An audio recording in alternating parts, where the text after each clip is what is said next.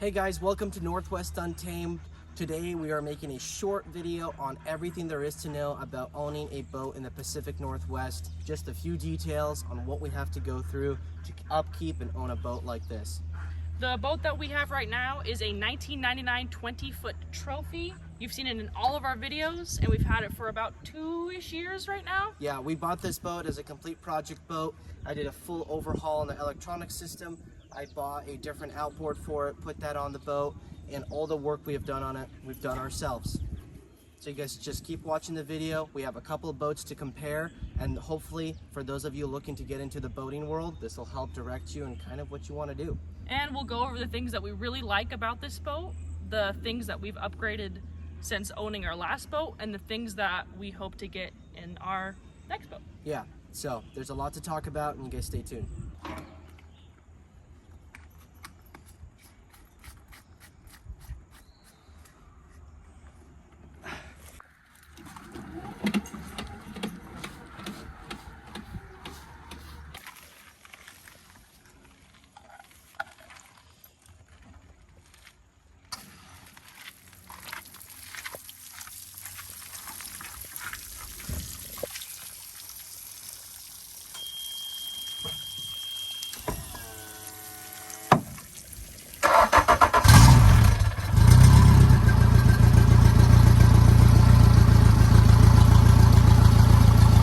So I have owned boats of all shapes, varieties, and sizes. I started off from a kayak, and I have come up and have owned this boat for the last several years.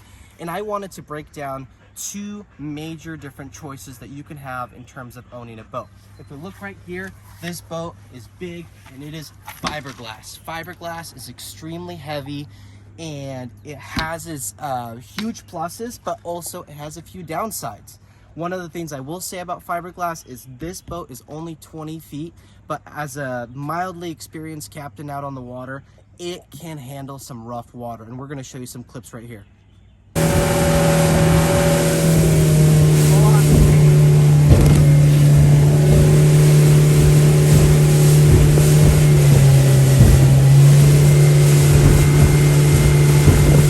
While fiberglass boats tend to be a little bit less expensive just because their wear and tear on them does really catch up with the hull, aluminum boats is your other big option.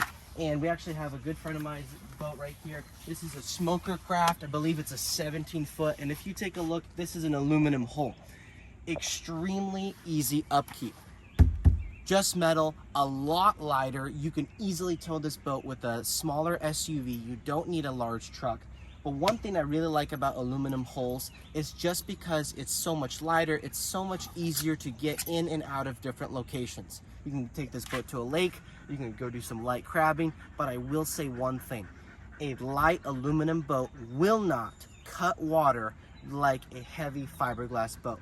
To get a good cutting aluminum boat, you really need some kind of weight behind it. When you have a lot of weight behind a boat, you will have that much more force to cut into the water and handle big waves. Boat trailers in the saltwater do one thing and one thing only. And you have to know, if your boat touches saltwater, you're gonna have to deal with this, rust. So let's point out all the rust that I have accumulated in one season of boating with this boat trailer. Here, here, here, here, here, here, all through here, right there. With that being said, I just repainted this boat trailer last season. Granted, I am putting around 200 hours of use on my boats in the saltwater a month in the summer season.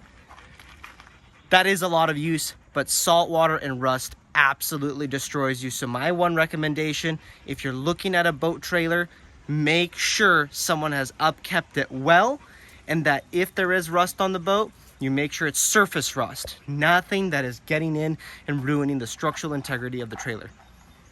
So on this 20-foot Trophy and a lot of other boats that people consider is, what kind of boat do you want to get and what is it that you want to do on the boat? For example, on this boat, my main goal was to have an area on the boat that while I'm trolling for salmon, I can get out of the weather. And that's actually where Alexis is sitting right now. right there. It's all covered. You're completely away from all the weather, the run, the sun, and the rain. But if you take a look back here, I have lots of fishing space back here. All the way through here, I can easily have someone sitting back here, reeling in a fish. I can have someone on this side, reeling in a fish, and there's lots of space to move around. Whenever you're considering getting a boat, always consider what is your priority. Is it a hangout boat? Have boats with lots of seating, lots of cup holders, places to sit down.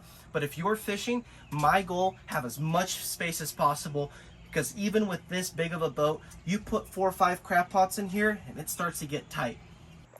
Then, one of my all-time favorite features of this specific boat is the ability to have a walk around. Not all boats have this, and you lose a little bit of space, but having this feature that I can stand up here and walk all the way out to the front of the boat, especially for halibut fishing, especially for lingcod fishing, and even salmon fishing. Fish do all sorts of crazy things, and to be able to walk completely around your boat, get to the bow of your boat and fight those fish, or even walk all the way around the boat to get your rod on the other side, is an extreme plus. I will say one thing, walk-arounds take up a lot of space. So I lose a lot of cabin space, and we're about to crawl into that cabin and show you exactly what that looks like. Another thing to consider, because we are all about doing things with your family. We are a couple that we go out and fish together. When you're getting a boat like this, get something that your significant other feels comfortable going out with you. One thing that I made a priority of on this boat is I needed a private space that if someone needed to go pee, if someone needed to go use the restroom or change clothes, we have that space.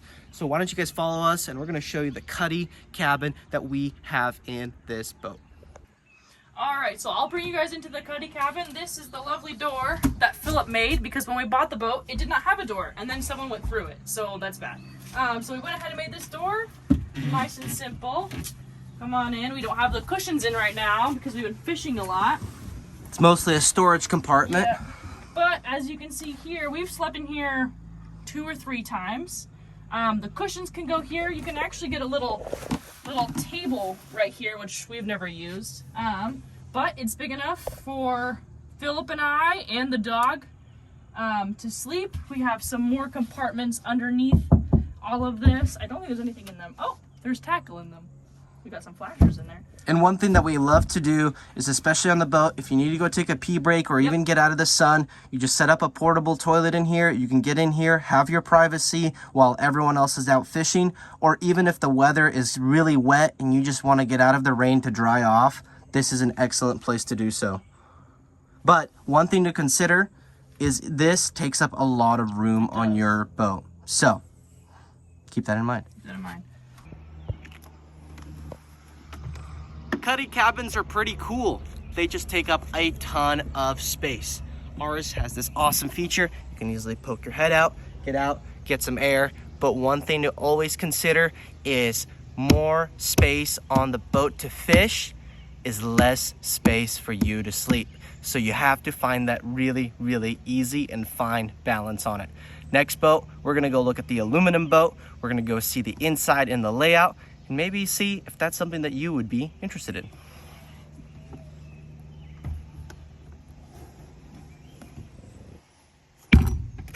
This aluminum boat is 17 feet, and some of the features that I wanted to point out is kind of the open design of it.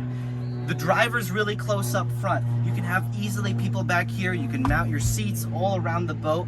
But one thing that I would like to point out on these aluminum boats is you have to consider how much room does your batteries take up, right? So for example, our battery compartment's right here. That's gonna take up some space. Also, how much room is your motor's gonna take up? So if you start looking, you have almost chewed up 4 feet of your boat space and you're only left with so much. However, unlike the Fiberglass Trophy, this boat does not have a sleeping area. And if you actually take a look, you head up front, you have all this awesome fishing space. If you are a big bass fisherman, this is great. You get up here, it's easy to cast, throw things out, or dropping crab pots. Really nice. But one thing to keep in mind, if you're in big water and a big wave comes over the bow, this will absolutely swamp the boat. But with an aluminum boat like this, It's very nice to be able to fit lots of people, places for kids to hang out and get close to the water. So, a few considerations to make when you are trying to choose the boat for the Pacific Northwest. One thing to also point out, in the Pacific Northwest, we end up doing tons of fishing in the fall. Whenever there's salmon running, whenever there's lots of other opportunities to take. And also, what happens in the fall? Rain. And it rains and rains and rains. Every single boat that I've owned, I've ended up putting some kind of roof on it. Just being able to get out of the rain can prolong your time on the water and make you that much less miserable. So that's all a big consideration in thinking about, okay, what kind of boat do I want and what is it that I need to do?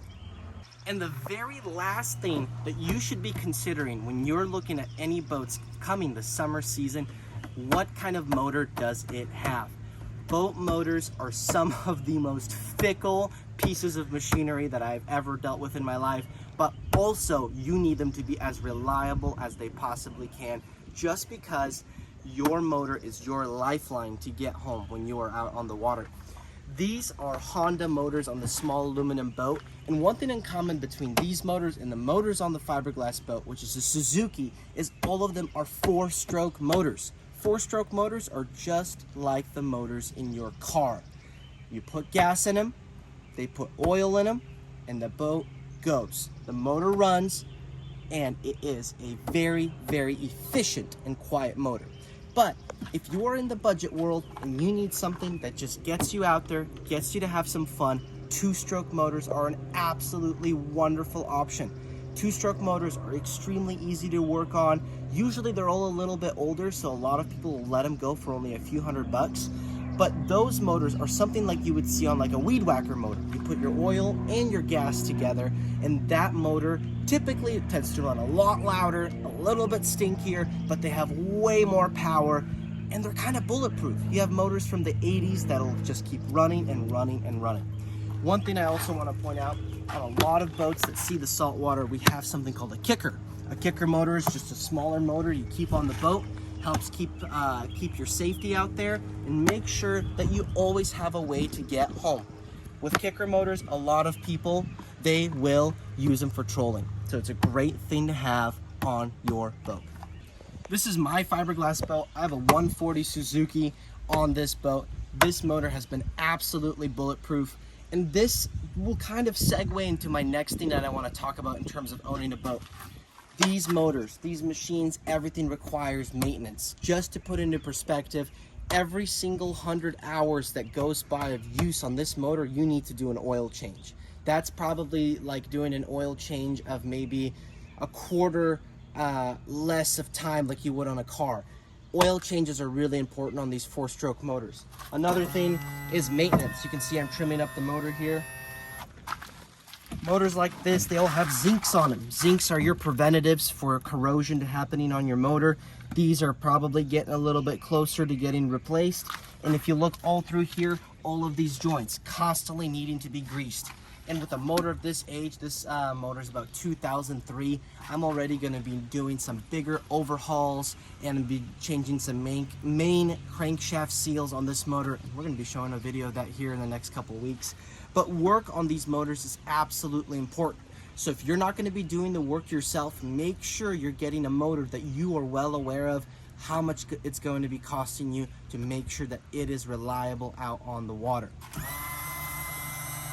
So one thing with owning a boat and doing any kind of saltwater use is having to flush your motors.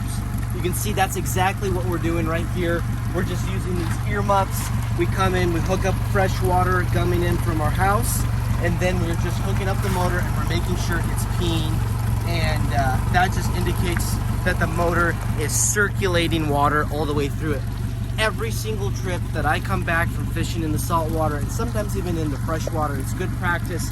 I hook up my motor like this and I let it run for about 20 to 25 minutes. So segueing into maintenance of boats, I'm just gonna shoot off a quick list of all things that you need to consider. Number 1, fiberglass boats need good and constant care of their hull, whether it's polishing, cleaning. So just consider that every couple months you're gonna have to spend some time making sure to upkeep your hull, unless you're okay with having a pretty spotty looking hull, which is totally okay if you have a really predominantly fishing boat. Number 2, trailers, right? Saltwater absolutely destroys these hub assemblies. Changing out your grease, changing out your hubs, making sure you have good tires. A lot of the people up here in the Pacific Northwest trailer their boats out to Nia Bay, La Push, CQ. A lot of that driving really puts wear and tear, especially on the roads out in the coast. They're not straight, they're swervy. That's a lot of pressure. This boat trailer does not have brakes, but a lot of boat trailers have brake systems on them. All those need maintenance. So consider all of the maintenance that you're going to need to be doing on your trailer. Finally, aside from the boat, the motor, the trailer, all of the small things that are broken on your boat, and there's going to be a bunch. Boats break all the time. We use them hard, they're in a really harsh condition, and with that being said, it is constant that you need to be working on these boats and making sure to upkeep them to keep them in the top quality. My number 1 piece of advice for owning a boat is this: the more you use your boat, the less problems you will have. I have seen the worst condition of boats that I'm helping out friends and family to upkeep them. If a boat sits in your yard, that is the worst thing that you can do for a boat. Inherently, animals get into your boat, seals go dry in your motor, tires rot out. All of the worst things that can happen to your boat happens to a boat that just sits in storage. So what I always do is I make a priority that the engine on my boat gets ran at least once a week, even if it's on the driveway. I would like to take it out, but as long as it gets ran once a week, and at least my boat gets used at least twice a month. You keep things moving, that boat keeps in action, and for whatever reason, your boat will break down less if you use it more. You can also upkeep on it way better if you know if something's wrong. The number 1 thing that I personally like about this boat, especially compared to the boat we had previously, which was what, 18 feet? No, 16 foot. 16 foot. And it was an older boat. Older boat. The thing I like, well, 2 things I like the most. 1, I do like having a cabin, especially as usually the only woman that is on the boat. It's not always just him and I, it's with friends, so it gets kind of, you know, you do have to go to the bathroom if you're out there for a long day. It's nice to be able to go somewhere and have a private space to use the bathroom on, and it's nice because then we can go camping on it. It's really fun. And then the other thing I like is safety.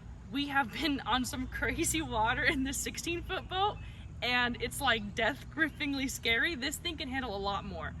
We have been in some bad water with this before, and safety-wise, you feel a lot better, and I know for a fact that this boat can handle a lot, even though we shouldn't go out in anything super crazy, but the weather changes all the time, the currents change all the time, the islands can get a little sketchy at times, even if you're not expecting it.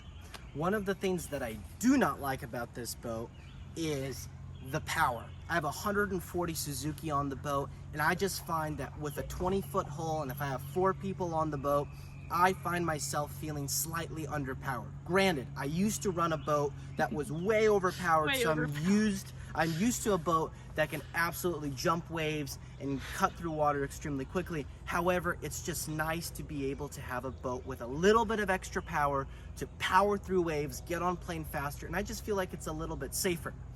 Coming back to another thing that I do appreciate it is with that smaller motor, we have such amazing fuel efficiency. With this boat, we often take our boat up to Canada, launching at Deception Pass and running all the way up to Victoria, for example. We have found that we'll run the boat from Deception Pass to Victoria. We troll on our main motor. We're going the whole way there and the whole way back, and my fuel bill, only about 25 gallons worth of gas, which is unheard of.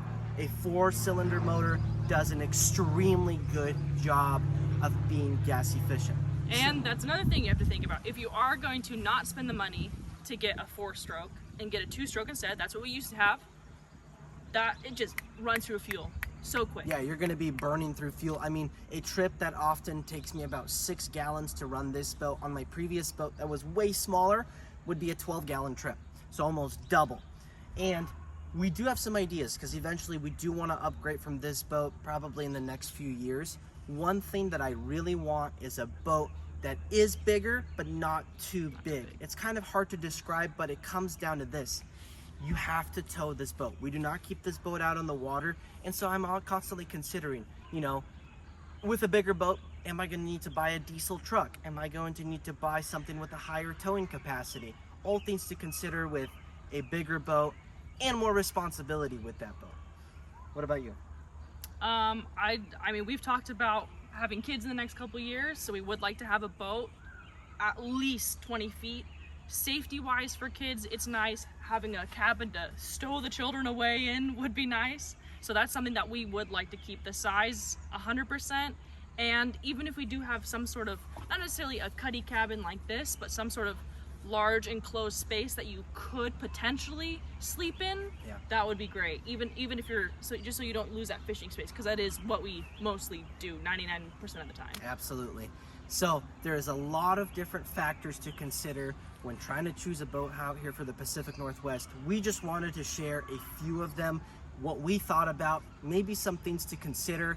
And often we find people in our age demographic that are really intimidated to get into this just because a lot of them are looking at brand new boats, they're expensive. With that, you could always start somewhere. You get in, you start having fun, and the biggest thing to consider is, what am I trying to do, right? Not everyone's into fishing. A lot of people like the outdoors. Some people just want to fish. So consider, what is it that you want to do? Who do you want to do it with? And get out and get after it, because it's absolutely doable. I like to throw some prices around, and I'm very fortunate that I have a little bit of a sales background, so I was able to get some good deals. I got this boat for $1,200, and I probably put maybe another couple $1,000s into it. The boat only cost me about $3,000. That's kind of the prices that you're looking at. Granted, everything's a little bit older. I did a ton of the work, but it's doable. You can do it. And especially, there's so much information on YouTube, how to work on motors, how to mount them, how to put them on yourself. How to do fiberglass, how to change all the oil stuff, Absolutely. how to do any of this stuff. If you want to learn it, you can. Absolutely. If you want to take it to a shop, how much is that gonna, I mean, you know how much it was, like $180 an hour Is kind at the of the local prices. shops? Yeah, we've been hearing, especially for a lot of mechanical work. Very expensive. My biggest thing is, if you want to get into it, go pick up a project boat, something small, something you can keep in your driveway, something you can go fishing on the lake with, and you will learn so much, and you'll be that much more prepared for jumping onto your next thing. I started from a kayak, so I learned all boating things from a kayak, and it only evolved from there. Here I am many years later. So thank you guys for watching. We're going to be coming out with so much more content here soon. What do we got? We got salmon fishing about to come up. We've got bear hunting in August. We're going to do some trips up to Canada. Yep. And we have so much more ocean fishing to do. We're gonna maybe consider trying taking our boat out to the coast, but hunting season is right on our tails. We got a new rifle we're gonna be showing up, so we're gonna be showing off so much more. And right as the summer season comes in, you guys are gonna be seeing so much more content. So if you haven't already, please subscribe. We're so close to 1,000 subscribers, and we're so excited. We didn't think it would go like this. We were just kind of doing this for fun and showing you guys the things that we already do in our normal life. So if you like our video, if you like one of our other videos, go subscribe, put a like down in the description, and in the comments below, write any questions you have about boating or considering a boat, or what is your dream boat. We would love to hear it, and maybe what it is. What's your dream boat? I don't know yet. The Duckworth Atlas seems like a pretty cool boat, but I think that's a little bit out of our price range. Yeah. So, but yeah, you guys stay tuned, and like I said, thanks for watching.